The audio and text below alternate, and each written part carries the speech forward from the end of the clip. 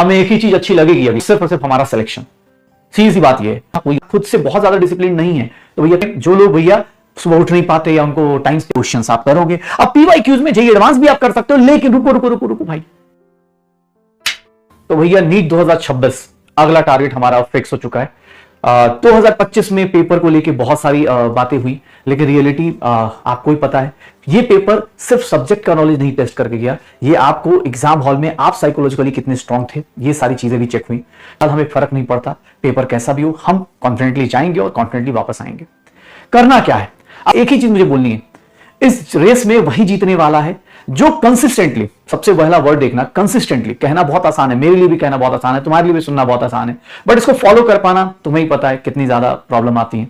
Consistently smart work करता रहा, testing करता रहा, खुद को अपने ऊपर चेक करता रहा, उसका सिलेक्शन होके ही रहेगा। ये वर्ड ध्यान रखना, कंसिस्टेंटली स्मार्ट वर्क टेस्टिंग, अपने अंदर चेक करता रहा तो वो बंदा हमेशा हमेशा, चाहे वो किसी भी टाइप का पेपर हो, सक्सेस लेके जाएगा। आप सबसे पहले एक माइंडसेट बना के आइए, जब भी आप पढ़ना शुरू करें उसी के स्टेप्स ये मैं इस साल चाहता हूं नीट 2026 के लिए आप लोग फॉलो करें।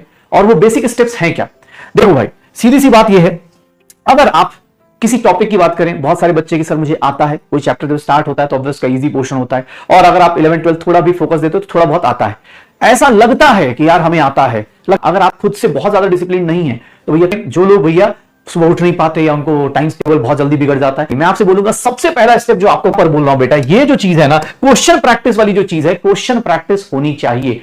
क्वेश्चन प्रैक्टिस नहीं करोगे तो ये जान जाओ तुम्हें फिर नीट ही नहीं, कोई भी एग्जाम, जिंदगी का कोई भी एग्जाम बिना क्वेश्चन के नहीं होता। अरे लाइफ का कोई भी एग्जाम, आप कोई भी, आप 12th का ले लो, 10th का ले लो, कोई भी आगे जाके एमबीबीएस करोगे, सब जगह कहीं भी जाओ, बिना क्वेश्चन के आप पास नहीं होते। सिमिलरली ये क्वेश्चन प्रैक्टिस नहीं आया मुझे, आप क्लास के क्वेश्चंस को रिपीट करोगे, क्लास के क्वेश्चंस हो गए तो इसके बाद आप कहां जाओगे, डीपीपी में करने जाओगे। सर डीपीपी क्वेश्चंस हो गए, बहुत बढ़िया, डीपीपी क्वेश्चंस हो गए और अच्छी बात है। फिर आप डीपीपी क्वेश्चंस करने के बाद सर एनसीईआरटी, एनसीईआरटी के सारे एनसीईआरटी के क्वेश्चंस करोगे, एनसीईआरटी के क्वेश्चंस करोगे, जो जो टॉपिक्स इस बार बोला जाएगा, इन टेक्स्ट हो सर, एग्जांपल्स हो या फिर एक्सरसाइज हो, एनसीईआरटी के क्वेश्चंस करने ही करने हैं। कैलकुलेशन अच्छी लगे बुरी लगे कोई फर्क नहीं पड़ता, हमें एक ही चीज अच्छी लगेगी अभी, सिर्फ और सिर्फ हमारा सिलेक्शन। सीधी सी बात ये है, कोई ऑप्शन नहीं है, पहले ये करना है, सेकंड नंबर पे ये करना है, थर्ड नंबर पे ये क्वेश्चंस करने, एनसीईआरटी के क्वेश्चंस कर लो, फिर स्टार्ट करो पीवाईक्यूज, प्रीवियस ईयर क्वेश्चन। किसके किसके स्टार्ट करने हैं, जिन लोगों ने नीट का क्वेश्चन कर रखा है, अच्छी बात है। दूसरा जेईई मेंस के क्वेश्चन आप करोगे, जेईई मेंस के क्वेश्चंस आप करोगे। अब पीवाईक्यूज में जेईई एडवांस भी आप कर सकते हो, लेकिन रुको रुको रुको रुको भाई, जेईई एडवांस नहीं है का एक मतलब उठा लेना है, रुक जाओ, उसके लिए हम है ना यार, क्यों टेंशन ले रहे हो। तुम्हारे लिए जो तुम्हारे क्लास के क्वेश्चंस होगा, अभी मैं मतलब ठीक है, कुछ लोग बोले अरे सर अभी तो कोई भी बोल देगा, कैसा ही बोल, बता दूंगा, फिर बोलूंगा जाओ बेटा कर लो।